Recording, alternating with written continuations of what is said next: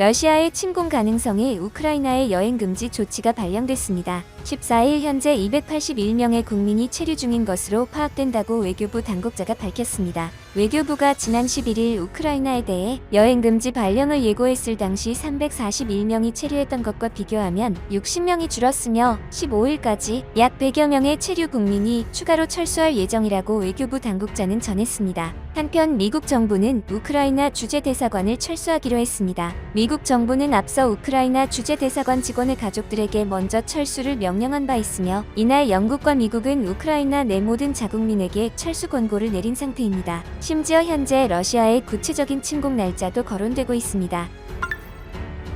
구독과 좋아요 한 번씩 부탁드립니다. 미국 정치 전문 매체 폴리티코는 이날 바이든 미국 대통령이 유럽 정상들과의 화상회의에서 러시아가 16일에 우크라이나를 침공할 가능성을 언급했다고 보도했습니다. 한편 러시아의 침공 위협은 점점 우리들의 삶에 영향을 미치기 시작하고 있습니다. 현재 전쟁 직전 상황까지 치달은 우크라이나 사태의 여파로 전 세계 에너지 시장과 곡물 시장이 휘청거리고 있습니다. 세계 최대 원유 생산국 중 하나이자 유럽의 주요 에너지 공급국인 러시아가 이번 전쟁 위기의 주요 당사국으로 포함된 상황 속에 국제 유가는 7년여 만에 최고치를 기록했고 배럴당 $100가 조만간 넘어설 것이란 전망이 연이어 나오고 있습니다. 원유 시장 참가자들은 러시아의 우크라이나 침공이 현실화될 경우 원유 가격이 일시적으로 배럴당 $100를 돌파할 수 있다고 우려하고 있습니다. 러시아는 하루 원유 생산량이 1120만 배럴에 이르는 세계 최대 원유 생산국 중 하나이기 때문입니다. 여기에 세계 3대 곡창지대로 불리는 우크라이나를 뒤덮은 전운으로 국제 곡물 가격까지 급등세를 이어가며 팬데믹으로 고통받다 회복세에 접어든 세계 경제에 또다시 무거운 짐을 지우고 있습니다.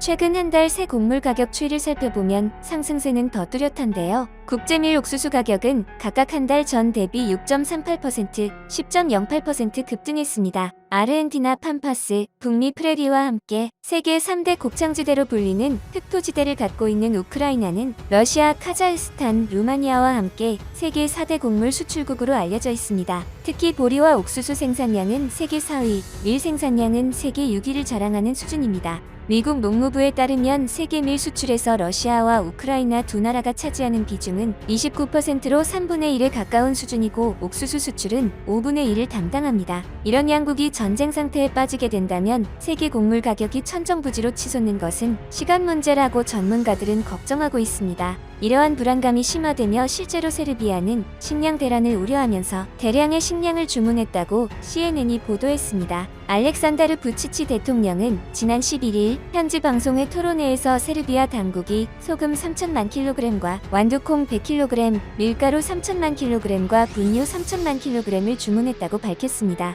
한편 미 국방부가 우크라이나가 한국의 지원을 환영할 것이라고 밝혔습니다. 존 커비 국방부 대변인은 이런 지원 결정은 각국이 스스로 내려야 하는 주권적 결정이라며 한국 정부를 앞서가지 않을 것이라고 했습니다. 앞서 지난 12일 하와이에서 열린 한미일 3국 외교장관 회담 후 한국은 미일과 함께 우크라이나의 주권과 영토 보전에 대한 흔들림 없는 지지를 공유했다는 내용의 공동 성명을 발표했습니다. 한편 우리나라 기업들도 귀국 절차를 시작했는데요. 현지 판매 법인을 두고 있는 삼성전자와 LG전자는 최근 주재원 가족들을 먼저 귀환 조치한 데 이어 현지에 남겨둔 직원들도 귀국 등 철수 조치를 했으며 일부는 해외 다른 지역에 임시 재배치되거나 한국으로의 이동을 진행 중인 것으로 전해졌습니다. 업계에 따르면 현재 우크라이나의 법인 지사를 두고 있는 우리 기업은 삼성전자, LG전자, 현대종합상사, 포스코 인터내셔널, 한국타이어 등입니다. 이들 기업의 현지 주재원도 정부 조치에 따라 귀국 준비를 서두를 전망입니다.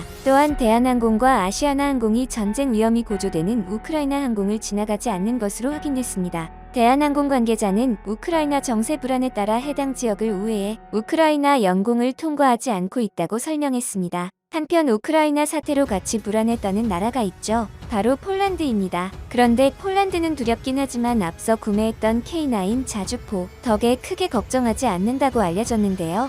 유럽 남서부와 북동부 사이에 위치한 폴란드의 서쪽 국경은 독일, 동쪽 국경은 러시아가 뒤에 버티고 있는 우크라이나와 닿아 있습니다. 우크라이나가 러시아의 군사적 영향력에서 자유롭지 못한 점을 고려하면 폴란드의 동부 국경은 러시아와 대치하고 있는 유럽연합의 동부 국경인 셈입니다. 러시아가 손만 뻗으면 닿을 곳에 있는 지정학적 위치 탓에 폴란드는 과거부터 러시아 침략의 고통을 받아왔습니다. 1795년부터 세계 1차 대전 종료까지 폴란드는 123년간 프로이센 러시아 오스트리아 3국에 의해 점령당했으며 2차 대전 초반인 1939년 독일 소련에 의해 동시 침공당한 뒤 분할 통치됐습니다. 구소련 붕괴 이후 1999년 폴란드는 헝가리, 체코와 함께 나토에 가입, 러시아의 군사적 위협을 견제하려 했으나 상황은 나아지지 않았습니다. 대래 나토의 동진과 이에 대응하기 위한 러시아의 서진 사이에 끼어 전전긍긍해야 했습니다. 특히 2014년 3월 전 유럽을 초긴장 상태로 몰아넣은 러시아의 크림반도 침공은 폴란드로선 국가적 비상사태였습니다. 러시아의 유럽 진출 교두보 격인 크림반도가 러시아에 넘어갔다는 것은 곧 크림반도를 발판으로 한 폴란드 침공도 가능해졌다는 뜻이기 때문입니다. 그래서 당시 다급해진 폴란드는 한국 육군의 K9 자주포를 긴급 수입하고 미국에도 매달리기 시작했습니다. 한편 우크라이나 국민들은 현재 한국에 도움이 필요하다는 주장인데요.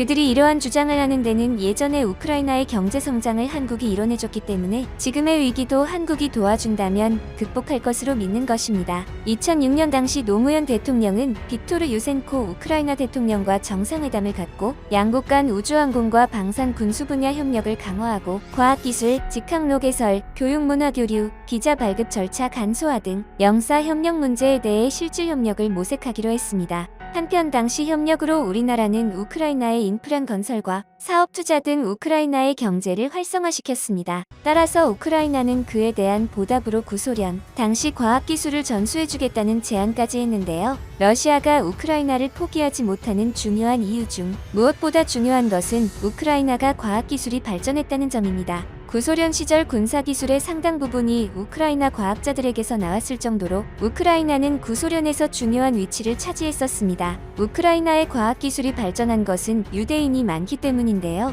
예전부터 유대인들은 토양이 비옥한 우크라이나로 꾸준히 이주해 유대인 공동체를 형성하고 있으며 이들이 경제계와 과학계를 지배하고 있습니다. 심지어 구소련 시절 소련 군사력의 절반이 우크라이나에서 나온다는 말이 있을 정도였습니다. 우크라이나의 이러한 점은 중국에서도 관심을 갖는 점입니다. 앞서 2019년 우크라이나 언론은 오랫동안 소비에트 우주기술에 의존해온 중국이 이제는 자국의 우주 관련 야망을 성취하기 위해 우크라이나에 의존하고 있다고 밝혔습니다. 우크라이나 방송 채널 24는 보도를 통해 우주 부문에서의 우크라이나 중국 협력에 탄력이 붙고 있으며 인공위성 및 로켓 설계 국유 업체인 유즈노의 국립설계소가 그 중심에 있다고 전했습니다. 해당 기사는 중국이 우크라이나가 판매한 소비에트 기술을 이용해 달 착륙에 성공한다면 미 백악관의 반응은 어떠할까라는 질문을 던지기도 했습니다. 한편 14일 현재 영국 일간 가디언 등에 따르면 영국 정부 관계자들은 우크라이나 국경에 집결해 있는 러시아군 100개 대대에 이어 14개 대대가 각 병력 800명을 이끌고 추가로 우크라이나로 향하고 있다고 파악했습니다. 일각에선 러시아군 병력이 15만 명까지 늘었다는 추산이 나오고 있습니다.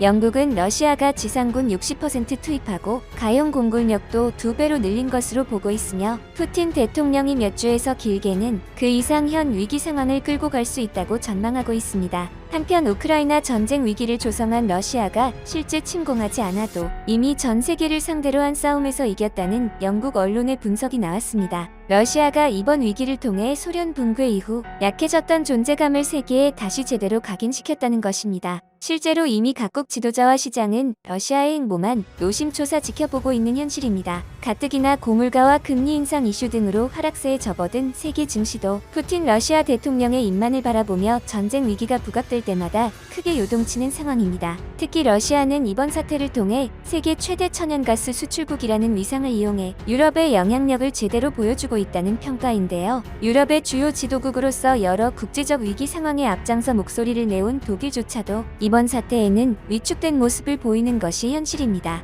러시아에 대한 독일의 천연가스 의존도가 너무 높기 때문입니다. 여러 사람들은 만약에 침공을 한다면 러시아도 피해가 엄청날 텐데 정말 침공을 하겠냐라는 의견이 많지만 침공을 강행할 것이라는 의견도 적지 않습니다. 부디 원만하게 해결이 되어 누구도 피해 입지 않기를 바랍니다.